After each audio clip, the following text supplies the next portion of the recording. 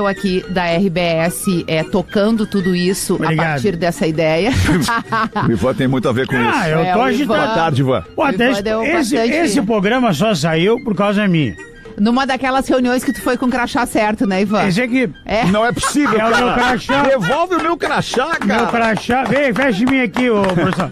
Ó, o meu Tudo crachá. começou com esse crachá. Peter, aqui, ó, É eu- isso aí, ó. Olha que eu boto a minha peruca, que eu tenho ali da fantasia que eu comprei do Scooby-Doo, e aí E tu decide as coisas da empresa.